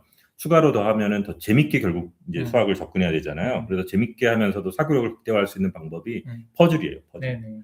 예, 그러니까 뭐 1000피스 퍼즐 이런 퍼즐이 아니고요. 물론 그것도 뭐 끈기를 키우는 데 도움은 되는데 좀 이렇게 다양한 퍼즐들이 있거든요. 뭐 수도쿠 같은 것도 그런 걸 수 있고요. 그다음에 이제 뭐 시중에 나온 것 중에 그런 퍼즐 같은 거 예전에 러시아워 게임들이 있어요. 이렇게 직접 뭐 이렇게 러시아어로 해서 이렇게 자동차 넣고 빼는 거 있었잖아요. 뭐 그런 게임, 거기 뭐 그런 데서 나온 회사에서 나온 각종 그런 머리를 쓰는 게임들이 있어요. 예, 그리고 또 이렇게 뭔가 이렇게 굴이나 뭐 이런 철로 만들어져 가지고 이렇게 뭐 이렇게 푸는 그런 이렇게 손으로 막 이렇게 푸는 그런 퍼즐들이 있잖아요. 예, 그런 식의 좀 퍼즐들을 가지고 훈련하는 게 굉장히 사실은 실질적으로는 고등사고력에 굉장히 결정적인 도움이 돼요. 예, 근데 그게 시간 낭비가 아니고요. 그게 아이들의 흥미를 자극하고 또 거기서 어떤 끈기라든지 그 시행착오의 경험들이 나중에 굉장히 큰 영향을 주거든요. 근데 왜 이렇게 오랜 시행착오를 하면서 어려운 퍼즐들을 내 힘으로 푸는 게 왜 중요하냐면요. 이걸 사람들이 잘 모르는데 저희가 이제 그런 얘기들 있잖아요. 수학과를 나오면 어때요? 다른 분야의 공부를 굉장히 빠르게 하더라, 잘하더라 이런 것들이 실제로 이제 뭐 저희 수학과 졸업생들도 보면은 졸업하고 나서 다른 분야로 가도 굉장히 두각을 나타내는 경우들이 많거든요. 근데 왜 수학을 잘하게 되면 다른 분야도 잘하게 될까? 그거에 대해서 이제 설명을 좀 하자 그러면요. 아까 제가 수학하고 다른 분야의 그 차이점을 얘기했잖아요. 수학은 다 알고 있지만 풀 수 없는 문제들이 되게 많죠. 사실은. 예. 그래서 그 이유가 뭐냐면요. 수학 문제는 내가 그 문제를 풀기 위해서 굉장히 많은 사고 실험을 하잖아요. 머릿속으로 굉장히 많은 시뮬레이션을 하고 다양한 시행착오들의 경험을 많이 하잖아요. 이런 경험들을 많이 이제 쌓다 보면은요. 수학의 이제 사고 구조가 어떤 뇌 회로가 만들어져요. 그럼 이 회로가 수학 문제만 풀 때 쓰이는 게 아니고요. 수학이 아닌 다른 과목, 다른 분야를 공부할 때 결국에 우리가 뭐 어떤 이 세상의 어떤 공부든 간에 그거를 그 저자의 사고 구조를 이해하는 거잖아요. 맞습니다. 그럼 어떤 그게 이제 뭐 부호로 쓰이든 말 언어로 쓰이든 간에 이게 대체 어떤 걸 의미하는지를 결국 구조를 파악하는 능력이 이제 저는 되게 중요한데 이게 어려운 문제를 많이 풀다 보면요 어떤 게 생기냐면요 이 저자의 사고 구조를요 빨리 캐치해요. 예, 내가 왜냐면 사고 실험을 엄청나게 많이 하고 시행착오를 많이 겪었기 때문에 생각할 수 있는 범위의 폭이 굉장히 넓거든요. 예, 극단적인 사고들을 다 해봤기 때문에 그러면 어떤 저자가 어떤 식의 어떤 언어로 표현을 했어요. 또 어떤 부호로 표현을 했어요. 그럼 이게 대체 무슨 의미지? 라는 거를 머릿속에서 누구보다도 빠르게 그거를 깨달을 수 있는 역량이 생기더라고요. 그래서 다른 과목을 공부해도 굉장히 빨리 하게 돼요. 제가 아까 전에 중학교 때 뭐 그 어려운 문제를 가지고 한 달씩 고민했던 아이들이 고등학교 가서 내신도 잘하고 나중에는 뭐 수능도 잘 보게 됐고 이런 이유를 설명했던 이유가 뇌 회로가 만들어진 거예요. 그러니까 그게 수학만이 아니라 전방위적인 어떤 인지 능력에 더 영향을 줘서 다른 과목 공부에도 굉장히 남들보다 속도가 빨라지는 거죠. 속도가 붙고 예 그러다 보니까 그걸로 인해서 이제 정말 이제 고등학교 가면 거의 내신 성적 변화가 없잖아요. 네, 맞습니다. 극적 변화가 생기고 수능에서도 안 좋았던 아이들이 극적으로 성적이 향상되고 이런 현상들이 생기더라고요. 예. 맞습니다. 그래서 우리가 지금 수학 교육에 대해서 한국 수학 교육에 대해서 좀 여러 가지 많은 얘기를 나눴는데 우리 결국은 사실 교육의 목표를 수능 수학 고득점 여기에 두면은 여러 가지 한계가 있는 지금 상황인데요. 그렇죠. 그런 상황에서도 좀 입시적으로도 성과를 내고 그럴 수 있는 여러 가지 뭐 제가 드렸던 팁들을 좀 정리를 해보면 첫 번째는 아이의 역량을 우선 파악하는 게 중요하다. 네. 그래서 아이의 역량이 그런 아까 유동지능적인 선천적으로 타고난 부분이 있는 친구들이라면 그거에 맞는 로드맵, 약간 수능이 좀 유리하게 갈 수 있는 구조라든지 수능 유형으로 나오는 뭐 고등학교 그런 아니면 특히 이제 뭐 영재고나 과고 같은 그런 게 맞는 친구들일 수 있죠. 그런 로드맵을 해주는 것도 좋고 그게 부족하고 그냥 노력은 굉장히 상위권인데 노력은 많이 하는데 그런 유동지능 선천적으로 타고난 부분이 적은 학생들은 내신이 좀 유리한 그런 학교나 수시 뭐 전략이라든지 뭐 이런 거를 선택해서 아이의 역량에 맞는 어떤 수학 공부의 로드맵을 짜주는 것도 굉장히 중요하고 두 번째는 이제 계속 얘기하는 게 양적 선행보다 질적 몰입이 중요하다. 그리고 깊이 있게 생각해보고 좀 심화 있게 생각해보는 그런 시간들을 갖는 그런 것들이 좀 중요하고 또 유초등에서도 연산을 막 그렇게 집착을 하기보다는 수학에 대한 흥미를 좀 느끼고 계속 깊은 사고를 수학적 사고를 한번 해볼 수 있는 그런 다양한 그렇죠. 실험들을 퍼즐이라든지 이런 도구를 통해서 게임이나 그렇죠. 통해서 할 수 있는 그런 기회들을 가져주는 게 문제를 양적으로 많이 푸는 것보다 더 좋을 수 있다. 이건 근데 사실 많은 분들이 그 얘기하는 원론적인 이제 얘기고 이제 어떻게 보면 정석인데 이 정석을 포석하기가 쉽지 않은 주변에서 너무들 막 이렇게 다 누구는 어디 나갔대 뭐 이런 거에 이제 그런 과잉 경쟁이 붙다 보니까 중심을 잡는 교육을 하기가 쉽지 않은 게 현실인 것 같습니다. 네. 그리고 또 하나는 저도 제가 이렇게 저는 이제 영어 교육 전문가고 수학은 아니기 때문에 뭐 이렇게 지금 시키는 게 맞나 그런 근데 옆에서 이제 딱 뭐 우리 인스타라든지 제 아는 지인들이 우리 애가 지금 뭐 어디를 풀고 있어요, 뭘 하고 있어요 이러면은 가끔가다 저는 조금 그런 우리도 애들 좀 시켜봐야 되나 이런 생각이 들었는데 네. 한 가지 저는 저희 아이가 지금 이렇게 유초등 때 좀 재밌게 공부하고 수학적 사고를 기르고 난 다음에 약간 진로를 이렇게 마이볼 같은 혁신대안학교로 보낸다고 생각하니까 굳이 선행을 많이 하거나 양쪽으로 많이 시켜놓지 않아도 된다라는 좀 안심도 들더라고요. 그래서 어떻게 보면 좀 그런 만약에 수능 수학, 그다음에 수능 입시, 지금 수능 입시의 또 목표는 학부로 어디 가느냐 이런 좁은 네. 교육적 목표를 잡으면 아이들을 기다려줄 수 없는 것 같아요. 그렇죠. 불행하고 네. 되게 역설인데 이게 수능을 잘 보려면은 결국 아이가 끝까지 풀게 해야 되는데 실제로는 그렇게 못하는 거죠. 예, 그러니까 어떻게 보면 되게 역설적인 그 현장은 되게 역설적인 것 같아요. 네. 예. 그래서 사실은 그런 아이가 진짜 뭐 이게 진로를 바꿔서 뭐 대안교육이 안 맞아서 뭐 제도권으로 다시 가거나 입시교육으로 간다 그래도 그때 길렀던 수학적 사고력이라든지 이런 게 그런 문제집 푸는 공부에서 짧고 굵게 저는 입시도 짧고 굵게 해야 된다고 생각하거든요. 이게 그렇죠. 그렇게 집중력 있게 네. 해가지고 했을 때 오히려 더 아까도 말씀드렸듯이 말씀하셨듯이 별로 두각을 나타내지 않다가 고등학교 때 확 치고 나오는. 근데 요즘 그런 애들이 씨가 마른 상황이거든요. 예, 없죠. 하도 네. 그냥 어렸을 때부터 너무 번아웃을 많이 시켜놔가지고 옛날에 그 믿고 그 아이의 페이스를 좀 지켜주면 이게 뭐 굳이 대안교육이 아니더라도 입시교육에서도 치고 나올 수 있는 고등학교 때부터 뭐 3년 해서 나오는데 요즘 이제 그런 애들이 전혀 없다 보니까 그러니까 또 결론이 또 이상한 방향으로 가요. 그 어릴 때 결국은 더 시키는 어려서 거죠. 시킨 애들이 하더라. 네. 이런 게 되니까 그래서 시켜야 된다. 네. 네. 결국은 너무 번아웃을 시켜가지고 그렇게 중간에 치고 나온 애들의 싹을 자른 결과물인데 네, 이게 맞아요. 억지로 해석 거꾸로 해석이 되는 그런 경우들도 많지 않나. 그러니까 우리가 결국 우리 사회가 거대한 죄수의 딜레마에 빠져 있다는 거죠. 그러니까 아무도 안 시키면 되는데 뭐 누군가가 이제 달리기 시작하니까 막 서로 막 앞뒤 안 재고 막 달리는 네. 거죠. 예, 그러다 보니까 아이들이 10대 때 불행감을 겪고 그러다 보니까 이제 결국에는 이제 그 10대를 불행하게 사니까 결혼도 안 하고 뭐 애도 낳을 생각을 안 하는 이유가 이제 거기서 비롯되는 것 같아요, 사실은. 그래서 네. 저는 10대 때 좀 행복하게 아이들이 좀 살게끔 저는 교육제도가 근본적으로 개혁이 좀 우리나라가 필요하다.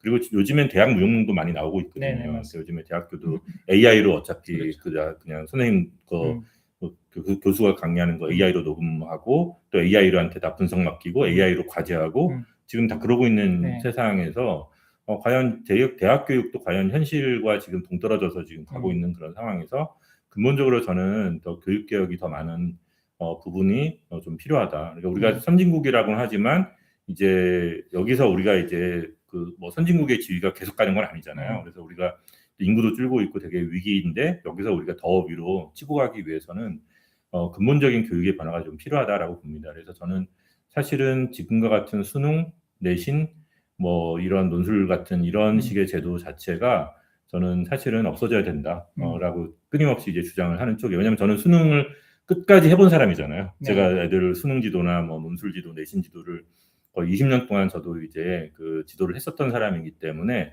그거 어떻게 하면 되는지는 알아요. 근데 그거에 폐해도 있어요, 분명히. 네.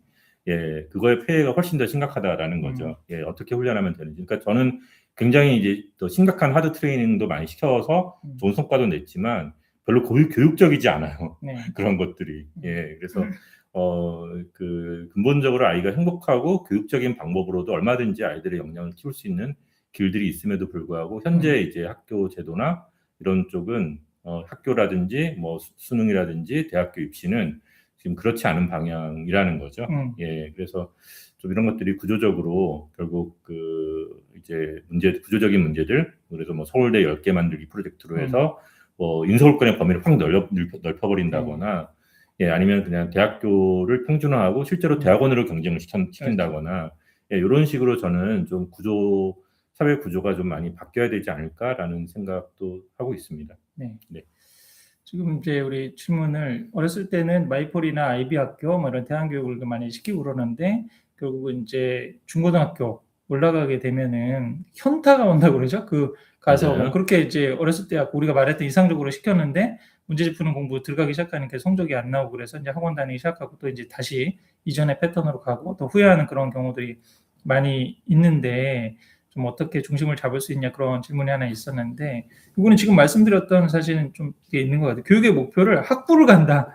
근데 그 학부가 맞아요. 지금 아까 말씀하신 대로 AI 컨닝이 나온다는 얘기는 지금까지 학부에서 배웠다는 하고 하는 게 결국 AI에 다 대체된다는 거기 때문에 의미가 없다는 거죠. 그래서 이제 사실 미래 혁신 교육이 필요한 거고 마이폴에서는 사실 어떻게 보면 학부를 스킵하고 역량이 되는 친구들은 대학원이나 뭐 아니면 사회나 창업이나 바로 이렇게 갈 수 있는 그 현실에서 문제를 해결할 수 있는 그런 거에 교육의 목표를 두고 좀 빅픽처를 그리면 이런 마이너한 부분들에 대한 어떤 고민이라든지 또 이렇게 즐겁게 배우다가 나중에 또 못 따라가지 않을까. 근데 현실적으로도 기다려주면 그 제도권에서도 아까도 말씀드렸듯이 입시교육에서도 치고 나오는 친구들이 있거든요.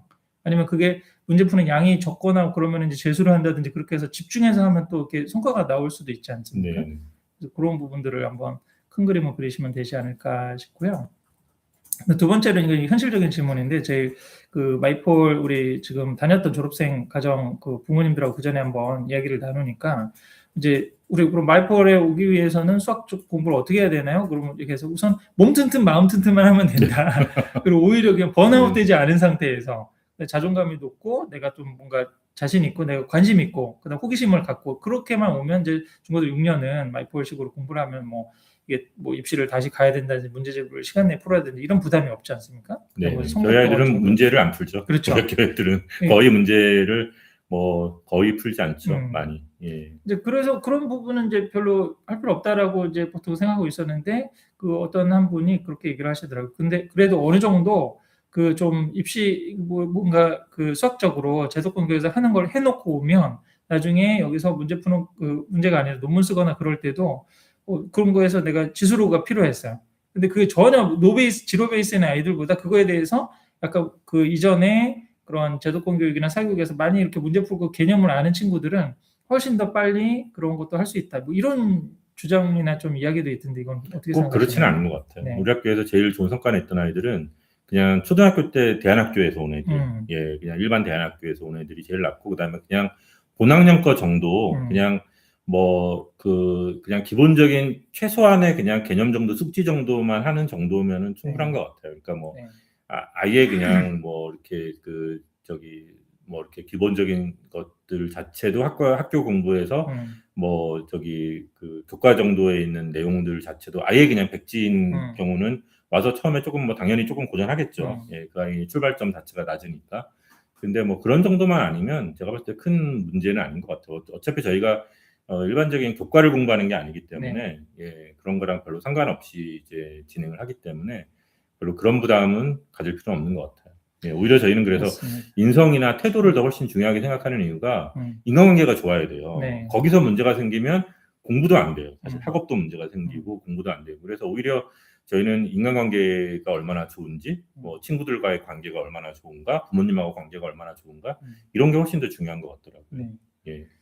저는 그 초등학교 때는 사실은 그런 그 초등 수학도 그렇고 오히려 국어나 문해력, 어휘에 대한 이런 부분이 저는 더 중요하지 않나 생각하거든요. 그리고 자기만의 맞아요. 호기심, 예, 관심, 그런 걸 가지고 또 이제 아까 소통할 수 있는 능력, 그 태도 이런 부분들이 잘 갖춰주면 여기 와서 이거는 기다려주는 교육이기 때문에 뭔가를 해야 된다는 그런 커리큘럼이 없고 자기만의 커리큘럼을 만들어가는 지금 상황이니까 훨씬 더 저는 그게 더 핵심 역량이지 않을까. 미리 어떤 지식을 많이 갖고 여기서 와서 그게 뭐 빠르게 이렇게 할 수 있는 것보다 이제 개인차는 좀 있겠지만 전반적인 거는 그렇게 될 수 있지 않을까.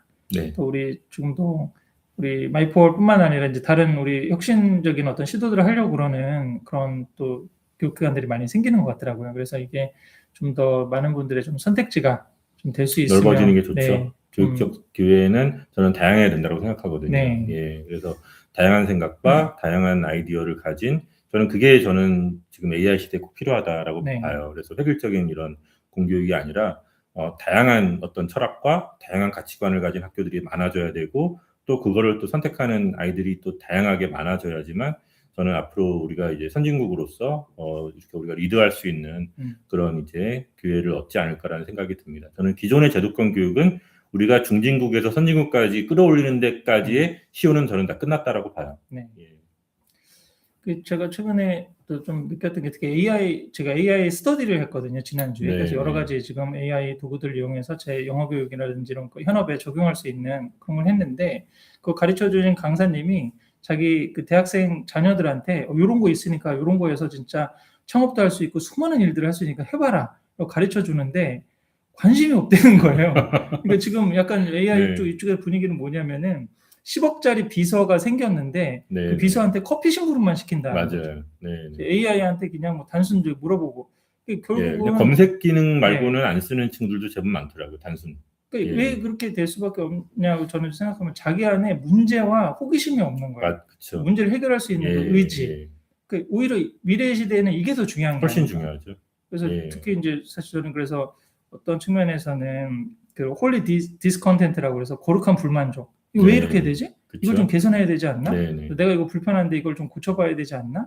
뭐 이런 어떤 자기만의 문제의식, 호기심, 의지, 뭔가 해보고 싶은 욕구 이게 있어야 되는데 가장 큰 그거를 아이들 꺾는 원흉이 어렸을 때부터 이게 무슨 학습지를 너무 많이 풀려서 이 부분을 하기 싫은 걸 너무 많이 시켜놓으니까 아이들이 자꾸 이제 게임이나 뭐 아이돌이나 이런 쪽으로 빠져나가는 거죠. 도피만 하게 되는 거죠. 왜냐하면 이제 내가 여기에서 그 에너지를 다 고갈을 하니까 이 고갈된 에너지로 인해서 할 수 있는 에너지가 없는 거예요. 그러니까 뭔가 이제 뇌는 쉬어야 되니까 자꾸 음. 다른 거를 찾을 수밖에 없는 네. 거거든요.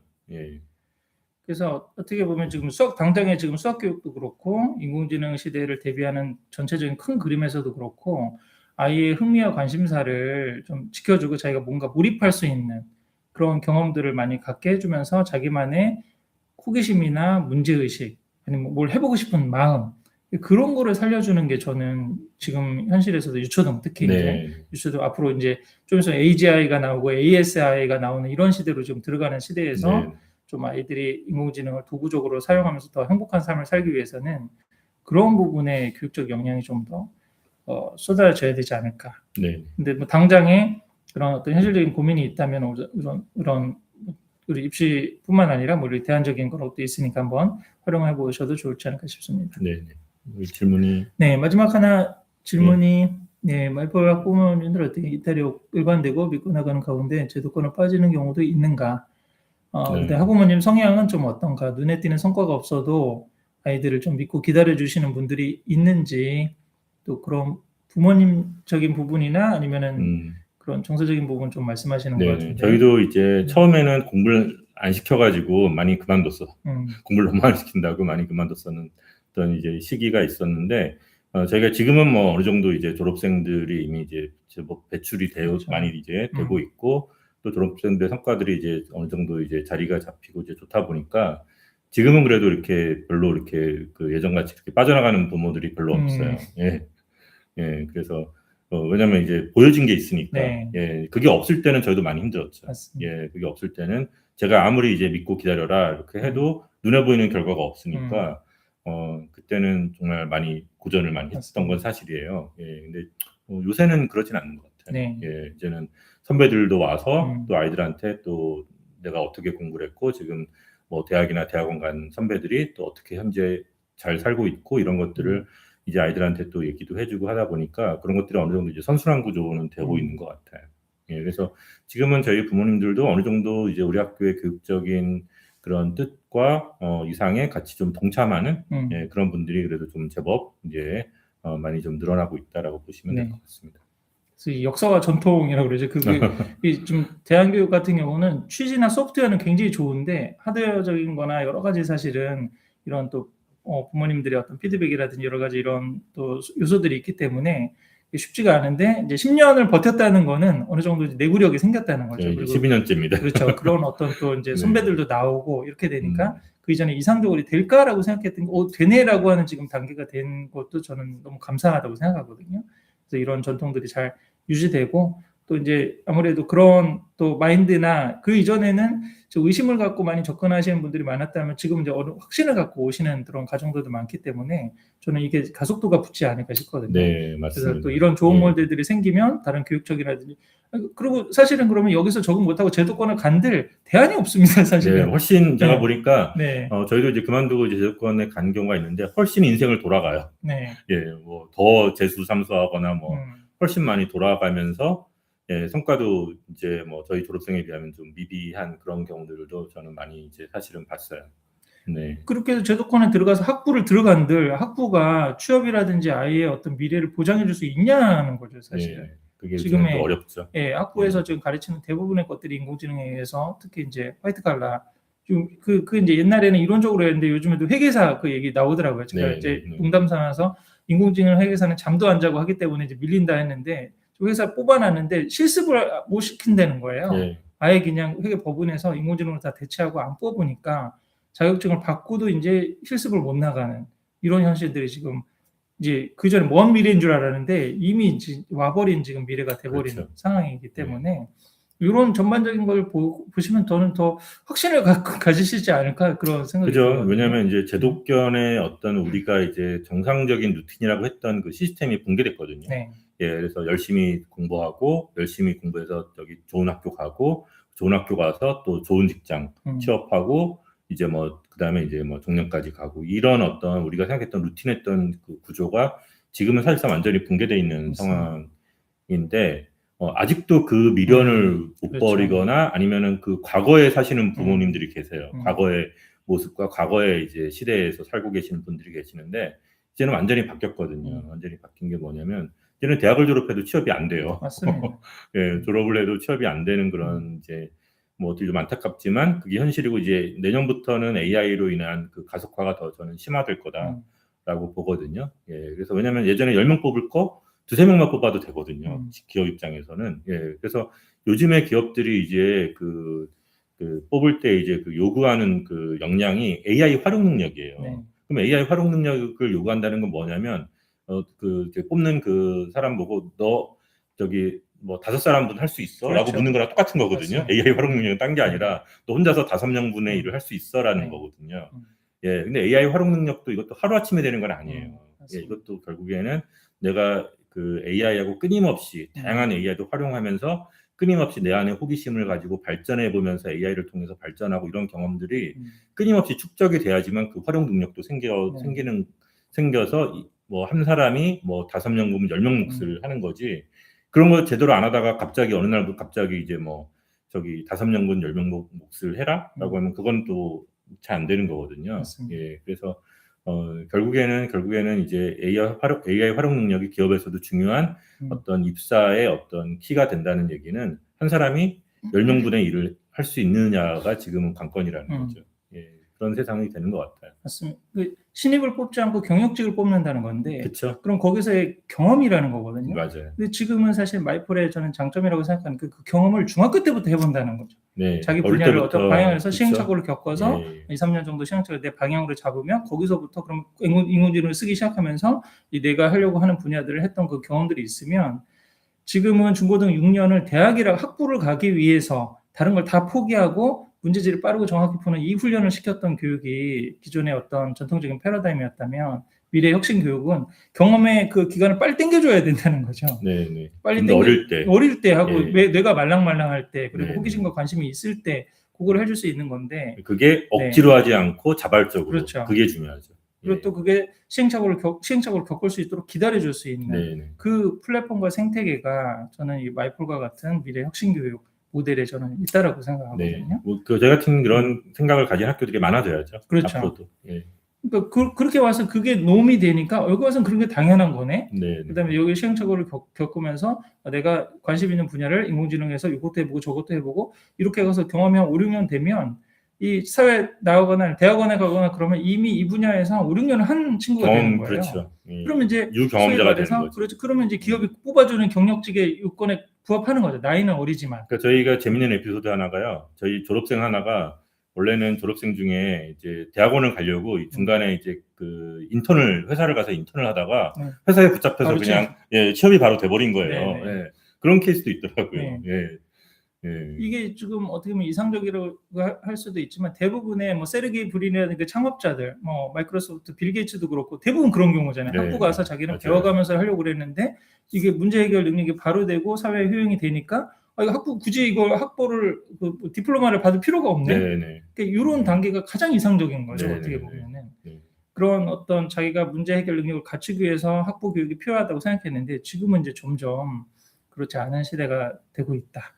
그러니까 이런 부분을 좀 보시면 좀 더 확신을 가지지 않을까 싶고 또 많은 관심을 갖고 또 이런 교육들이 좀 이렇게 사양되지 않고 계속 오래 되고 또 다른 저희뿐만 아니라 이제 다른 모델들이 많이 생길 수 있도록 많이 관심을 갖고 그러면 이제 점점 늘지 않을까요? 네, 공교육 내에서도 좀 네, 그런 어떤 좋은 성공 모델들이 나오기 시작하면 당연히 이렇게 해야지 이런 기회도 드려야 되지라고 하는 그런 분위기가 되는 게 우리가 생각했던 여러 가지 좀 교육적인 한계를 또 극복할 수 있는 대안이 아닐까 싶습니다. 오늘 수학 교육에 시작해가지고 또 이제 또 되게 광범위한 얘기를 저희 또 관심 있는 게 결국은 아이들에게 행복한 교육을 하기 위해서는 어떻게 할까 이 고민을 지금 계속 하다 보니까 여러 가지 이제 시도들도 하고 또 대안들도 찾게 되고 있는데요. 또 계속 관심을 가지시고 저희 또 라이브도 봐주시고 또 관심 있는 주제 있으면 또 알려주시면 좋겠습니다. 오늘 또 마지막으로 하시고 싶으신 말씀? 아닙니다. 잘 많이 해가지고 아무튼 그러면 다 했습니다. 네, 오늘은 이것으로 마치고 또 우리 다음번 라이브 때 뵙도록 하겠습니다. 네, 감사합니다. 네.